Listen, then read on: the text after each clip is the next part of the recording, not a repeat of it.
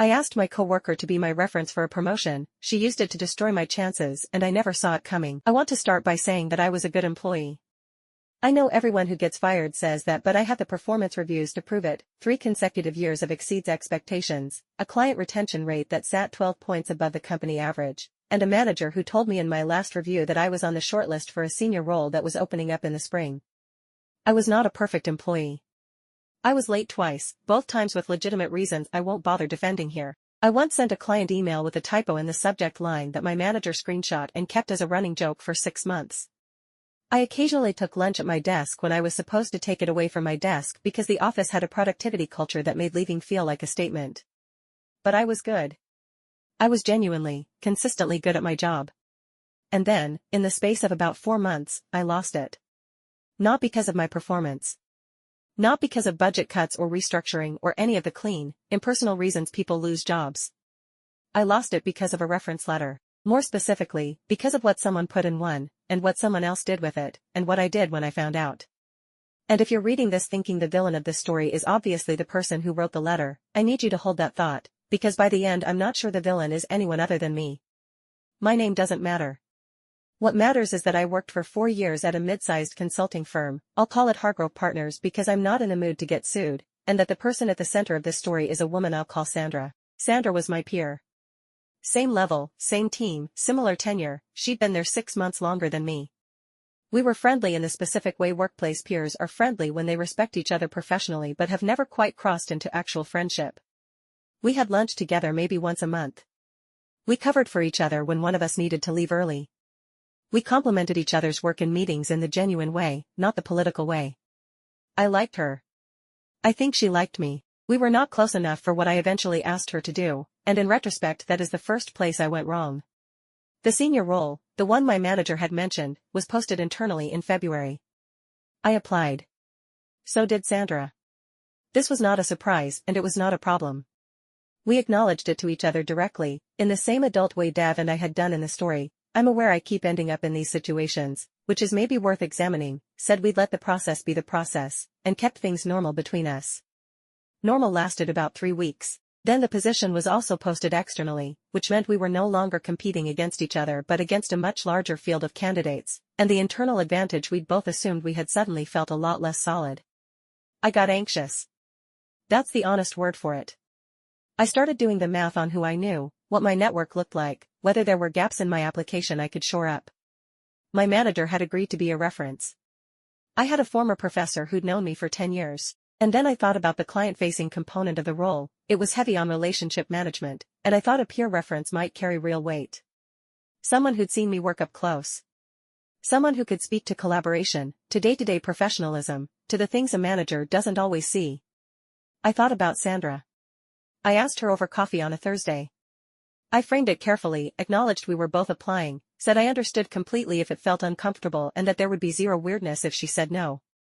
She said yes immediately. Said of course, said she thought I was great at the relationship side of the work, said she'd be happy to. I thanked her. We finished our coffee. I submitted her name as a reference that afternoon. 2 weeks later I got a call from the hiring manager, a woman named Claire who was brought in specifically to oversee the senior hire, telling me they'd completed reference checks and were moving forward with other candidates. That was the whole call. 45 seconds. I thanked her professionally, hung up, and sat at my desk for a while feeling the specific flatness of rejection before picking myself up and getting on with the day. I was disappointed but not devastated. These things happened. Sandra got a second interview the following week. I know because the scheduling assistant sent the calendar invite to our shared team calendar by mistake and I saw it before she realized and deleted it. I felt something about that but I told myself it was just the natural sting of watching a competitor advance and left it there. Sandra got the job 3 weeks later. There was a team announcement, congratulations all around, she gave a gracious little speech about being excited for the opportunity. I congratulated her in person. I meant it, mostly. Life went on. And then, 2 months later, it didn't. The way I found out was through a woman named Priya, and yes, it is notable that a woman named Priya is again the delivery mechanism for information that changes everything. I don't know what to tell you, life has patterns, who had a friend in HR at Hargrove and who told me, over drinks at a birthday party for someone we both knew, that she'd heard something about my reference check and that she thought I should know. I told her to tell me. She told me.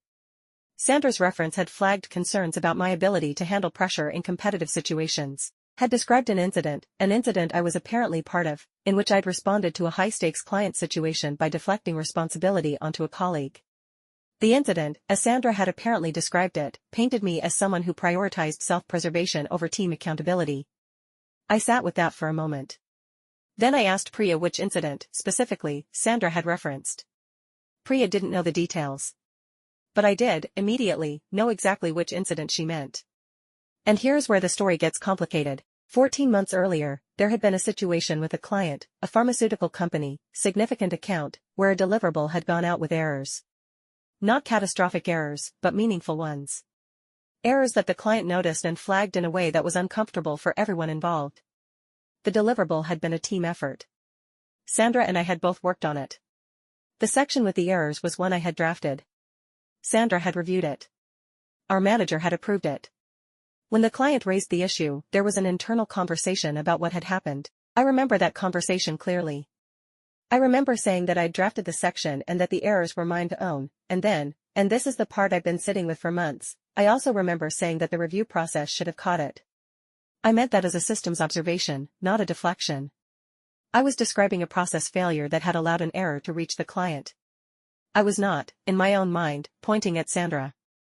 But Sandra had been the reviewer, and in that room, in front of our manager, saying the review process should have caught it with Sandra sitting right there. I understand, now, how that landed. I understood it even at the time, dimly, and I let it go because I was stressed and the client was unhappy and I was trying to be accurate rather than careful. Sandra never said anything to me about it afterward.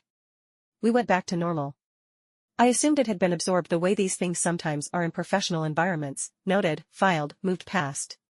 It had not been moved past. I went home from that birthday party and I did not sleep. I went back and forth between two completely different versions of events for most of the night.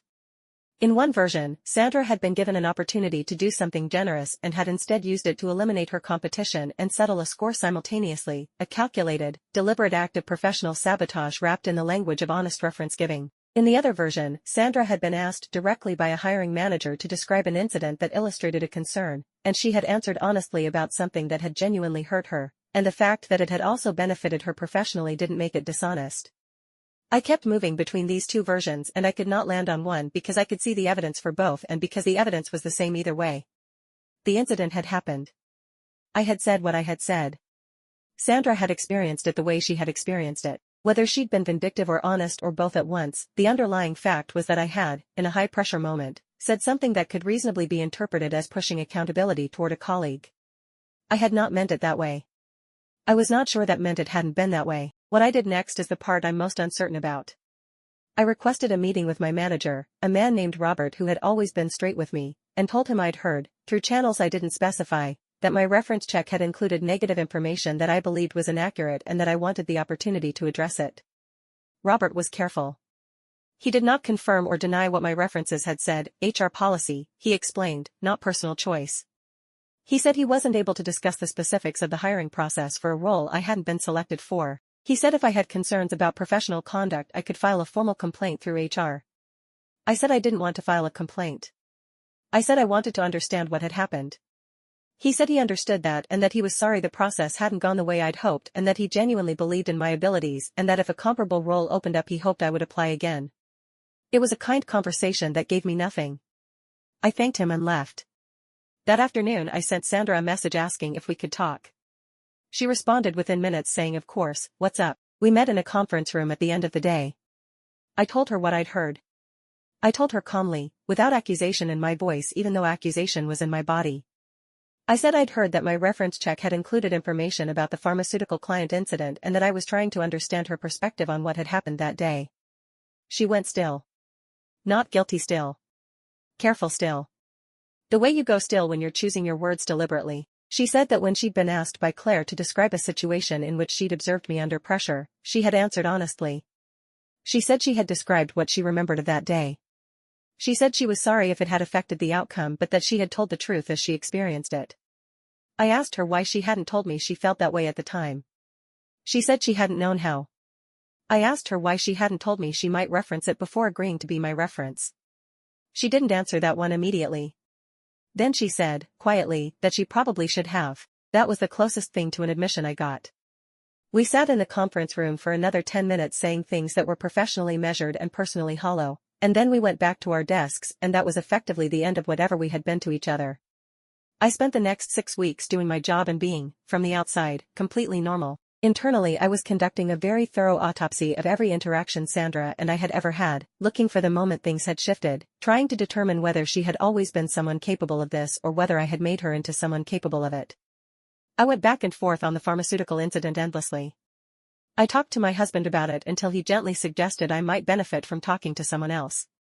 I started therapy, which I probably should have done years earlier for reasons unrelated to Sandra. My therapist, a measured woman named Dr. Osei who has a talent for asking questions that feel simple until you try to answer them, asked me in our 4th session whether I believed Sandra had lied. I thought about it for a long time.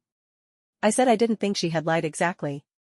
I thought she had told a true thing in a way that was also convenient. Dr. Osei asked me if I thought those two things were mutually exclusive. I said no.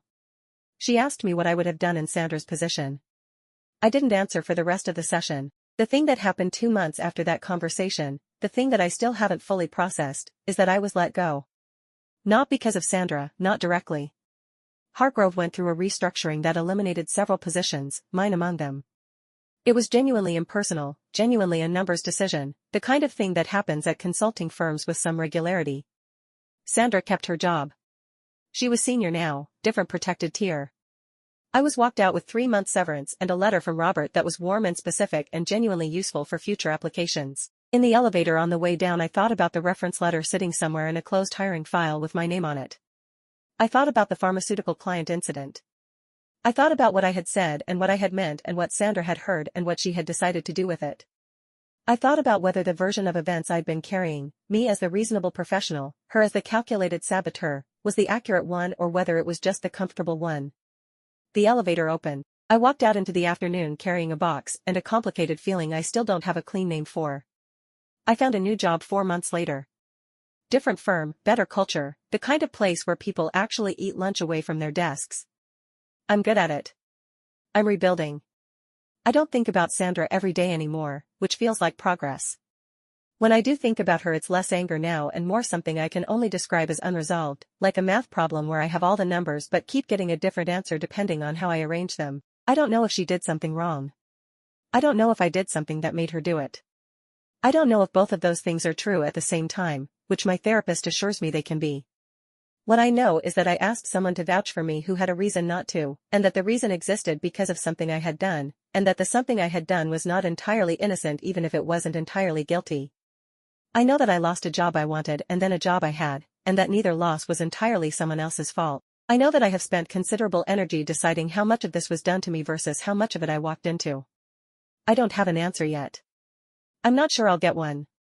What I have instead is a rule I've made for myself going forward, simple and probably obvious and apparently something I needed to learn the hard way: never ask someone to speak for you that you haven't already spoken honestly with. It sounds simple. It cost me more than it should have to learn it. I'm not asking for judgment exactly. I think I've judged myself enough. I guess I just want to know if you've ever been in a situation where you couldn't tell, even after everything, whether you were the one who'd been wronged or the one who'd done the wronging.